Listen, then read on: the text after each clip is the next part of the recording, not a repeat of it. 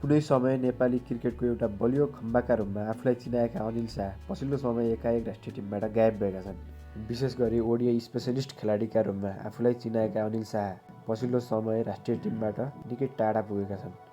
सङ्घर्ष र धैर्यताको पहिचान बोकेका अनिल शाह कसरी राष्ट्रिय टिमबाट गायब हुन पुगे, आउनुहोस् आजको भिडियोमा कुरा गरौँ। एक समय थियो जति बेला अनिल शाहलाई सबैले नेपाली क्रिकेटको सदाबहार खेलाडीका रूपमा हेर्न थालेका थिए, तर उनी छोटो समयमै निकै टाढा हुन पुगे। नेपालले आफ्नो इतिहासमै पहिलोपटक ओडिआई खेल 1 अगस्ट 2018मा नेदरल्यान्ड विरुद्ध खेल्दा उनी पनि प्लेइङ 11को हिस्सा थिए। डेब्यु गरेको केही खेलपछि नै टिमबाट टाढा हुन पुगेका थिए। अथक प्रयास र धैर्य राख्दै उनले आफूलाई सम्हाले र त्यसपछि विक्रम सम्वत 2024मा करिब 4-5 वर्षपछि पुनः राष्ट्रिय टिममा मौका पाए। त्यसपछि उनले आफूलाई प्रमाणित गर्दै क्यानाडा विरुद्धको सिरिजमा पहिलो खेलमै अर्धशतक र दोस्रो खेलमा शतक प्रहार गर्दै आफ्नो धैर्यताको परिभाषा दिएका थिए।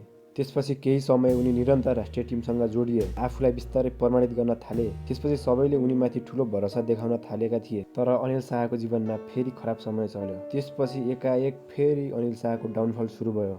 यद्यपि उनी टिमसँग जोडी नै राखेका थिए, तर धेरै मौका दिँदा पनि उनीबाट आशालाग्दो प्रदर्शन आउन सकेन र त्यसपछि उनी फेरि राष्ट्रिय टिमबाट बाहिर हुन पुगे।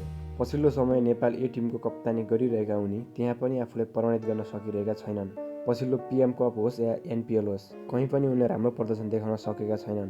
पिएम कपमा मधेसको कप्तानी गरेका उनले न त आफूलाई प्रमाणित गर्न सके, न त राम्रो प्रदर्शन नै देखाउन सके। एनपिएलमा जनकपुर बोर्ड्सको कप्तानी गरेका उनले एक खेलबाहेक अरू कुनै पनि खेलमा सम्मानजनक स्कोर बनाउन सकेनन् र बीचमै उनलाई कप्तानबाट हटाइयो। पछिल्ला घरेलु प्रतियोगितामा होस् या नेपाल एका लागि उनले कहीँ पनि आफूलाई प्रमाणित गर्न सकिरहेका छैनन्। एकातर्फ उनी आफ्नै फर्मसँग सङ्घर्ष गरिरहँदा अर्कोतर्फ अहिले नेपाली टिममा अर्जुन कुमाल, ईशान पाण्डे जस्ता युवा खेलाडीहरूले राम्रो प्रदर्शन गरिरहेका छन्। यस्तो बेला उनले राष्ट्रिय टिमबाट कमब्याक गर्ने सम्भावना भने निकै कम देखिन्छ। जे भए पनि अनिल शाह एउटा क्षमतावान खेलाडी हुन्। अब भन्नुहोस्, तपाईँको विचारमा अनिल शाह किन राष्ट्रिय टिमबाट टाढा हुन पुगे?